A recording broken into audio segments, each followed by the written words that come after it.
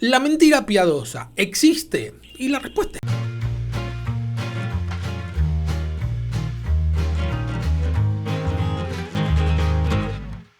Dice en Marcos 7 que los fariseos vienen a Jesús a preguntarle por qué los discípulos de él no se lavaban las manos antes de comer, porque era algo que se hacía de forma ritual. No es que se lavaban las manos antes de comer como lo hacemos nosotros, por una cuestión de higiene, sino que se hacía de una forma ritual, ¿no? Se hacían libaciones y se lavaban varias veces, se pasaban por agua, como una cuestión espiritual, ¿no? O ritualista, no tanto de solamente la suciedad en las manos. Entonces le preguntan a Jesús, como para acusarlo, buscar algo con que agarrarlo, le dicen por qué no se lavan las manos, y Jesús les dice: ustedes toman las leyes de los hombres por encima de la ley de Dios, porque la ley de Dios dice que hay que honrar al padre y a la madre. Sin embargo, ustedes enseñan a sus hijos a decir que es corbán todo lo que pueda ayudarte. ¿Qué quiere decir lo de corbán? Corbán quiere decir sacrificado a Dios o consagrado a Dios. Habían encontrado esta vuelta para no compartir sus riquezas, los judíos de aquella época. Y era la siguiente, yo todos mis bienes que tengo los voy a consagrar a Dios. ¿Qué quiere decir? Están consagrados al templo, de tal forma que yo no puedo entregárselos a nadie más que no sea a Dios, porque todo es corbán, es decir, entregado a Dios, sacrificado a Dios, ofrendado a Dios. Es decir, que todo lo que tengo pertenece a Dios. De vista de afuera, no es malo decir que todo lo que tengo pertenece a Dios y no a mí mismo. Ahora, el tema leguleyo, el vericueto legal que habían encontrado, era que ellos, o sea, cada uno podía hacer usufructo de las cosas que había ofrendado a Dios. ¿Sí? Yo tengo toda esta cantidad de productos, tengo mi casa, tengo todos estos alimentos y tengo todas estas monedas de oro, las ofrendo a Dios. ¿Sí? No puedo regalárselas a cualquiera porque ya están ofrecidas a Dios. Ahora, si yo las necesito, sí las puedo utilizar. Es decir que de algo bueno, como es ofrendar todos tus bienes a Dios, logro, con esta máscara de bondad, logro no darle a mis padres, por ejemplo, dice, ¿no?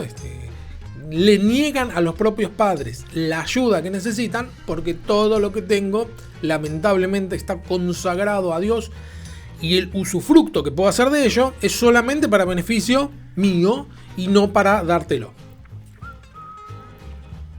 Entonces acá Jesús le dice claramente, bueno, ustedes algo bueno lo transforman en algo malo.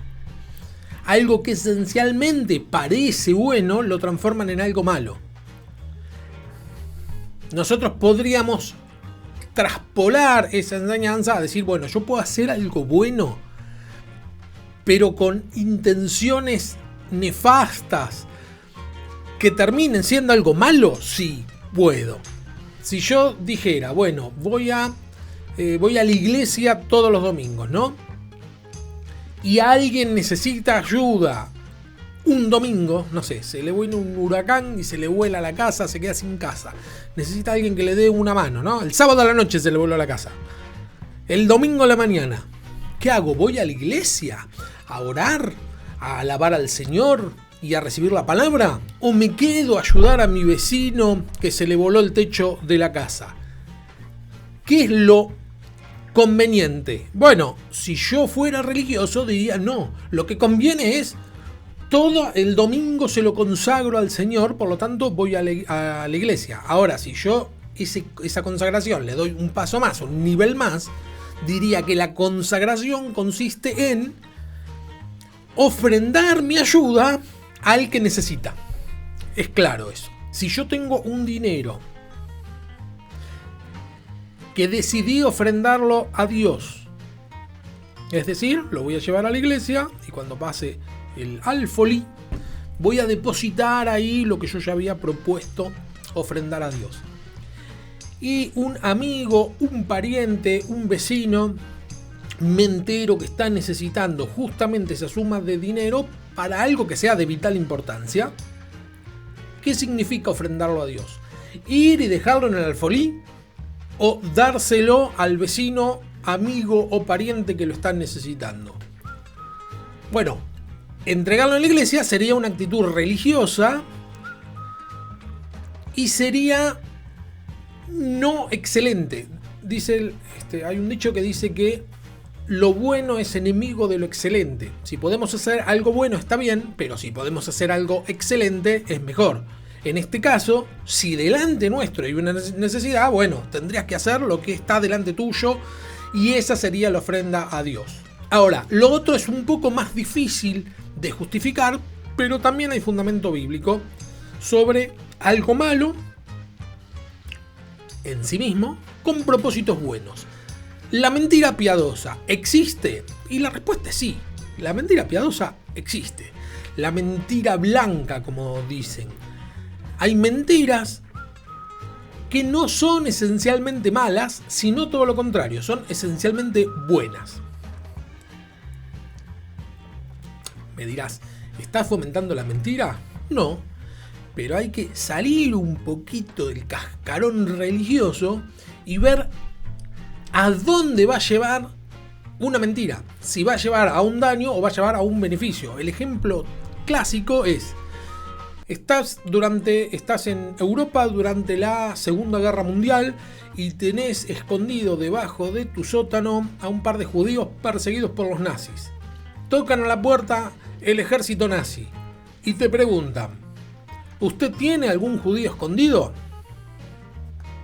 ¿Decís la verdad o mentís? ¿Es bueno decir la verdad en ese caso o es bueno mentir?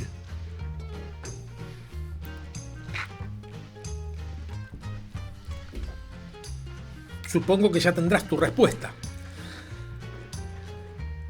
Es un caso muy hipotético, ¿no? Y cuesta llevar ese caso hipotético a un fundamento bíblico. Nosotros creemos que en la Biblia está toda la revelación necesaria, por lo tanto, deberíamos buscar algún fundamento bíblico para eso. Y hay un fundamento bíblico para eso muy parecido. Dice ahí en Éxodo, al principio, en el capítulo 1, que el pueblo de hebreo estaba en Egipto y vino un faraón que no lo conocía al pueblo y empezó a tener miedo y a generar miedo en la gente, ¿no? Una especie de terrorismo de Estado en el sentido de infundir miedo en el pueblo diciendo: estos hebreos se reproducen más que nosotros, un día se van a levantar en contra nuestro, todos los hebreos, y nos van a dominar. Por lo tanto, debemos tratar que no crezcan. Ahora, ¿cómo hacemos para que no crezcan? Bueno, vamos a hacer lo siguiente, dice Faraón. Vamos a matar a todo niño recién nacido. Y ahí aparecen dos mujeres, Cifra y Fua, que eran las parteras de la época. Habían dos parteras hebreas que ayudaban a que den a luz las esclavas hebreas. Y entonces Faraón le da la orden de: bueno, nace un varón, matalo, nace una mujer, déjala con vida. ¿Sí? Entonces, de esa forma vamos a reducir la población hebrea, ¿sí? Matando niños. Muy parecido a la solución que se encontró sobre el peligro de la superpoblación humana. Llegamos a 8.000, hoy por hoy, 8.000 millones de seres humanos en la Tierra. Entonces, una forma de reducir la población es aprobando el aborto en todos los países que se puedan. Es decir, lo mismo, matar niños, en este caso no sería solo varones, sino varones y mujeres, y de esa forma reducir la población mundial para salvar un problema, ¿sí? Tenía ese problemita el faraón en Egipto. Van a ser muchos y nos van a vencer. Y ahí viene lo interesante: las parteras daban a luz las mujeres y no mataban. Si eran varón no lo mataban, si era mujer tampoco, las dejaban con vida. Entonces Faraón les pregunta: ¿por qué dejan con vida a los varones si yo les di explícita orden que los maten apenas nazca? Y las parteras dicen: no, lo que pasa es que las hebreas son tan fuertes que cuando nosotras llegamos a asistir en el parto, resulta que ya nació y ya ni sabemos dónde está el pibe. no pudimos hacer nada. Les mienten a Faraón, lisa y llanamente. No es que le ocultan una verdad, les mienten, es una mentira. Y de esa forma logran que no se den muerte a todos los niños hebreos. Ahora, uno podría decir, bueno, tal vez se equivocaron las parteras, ¿cómo van a mentir? No solo mienten, sino que no se sujetan a la ley. Como dicen Romanos, no se sujetan a la ley. Había una ley que había que matar a los niños y no hacen caso, se rebelan. Y ahora, ¿eso está bien delante de Dios o está mal delante de Dios?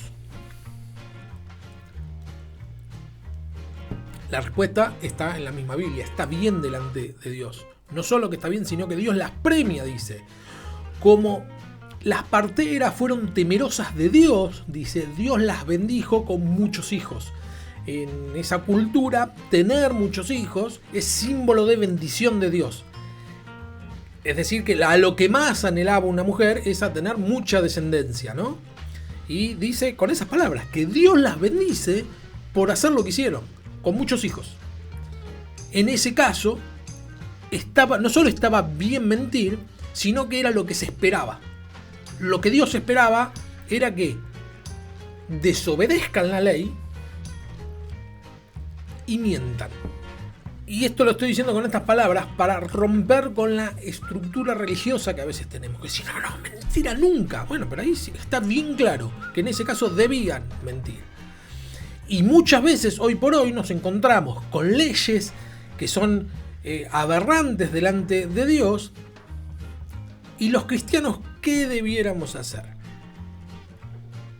¿Sujetarnos a la ley y hacer lo que la ley dice?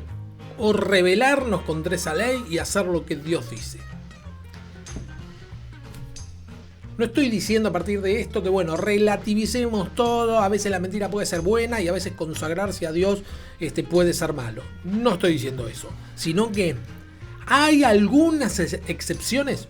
Pocas, muy pocas excepciones. Las hay. Son bíblicas. ¿Y cómo nos damos cuenta? Bueno, no siendo religiosos. Tratando de no hacer las cosas porque hay que hacerlas, sino tratando de ver qué fruto produce aquello que estamos haciendo. Y por sus frutos los conoceréis, dice la palabra. El fruto que produzca, si es bueno, vamos para ahí. Y si es malo, detengámonos y no sigamos adelante.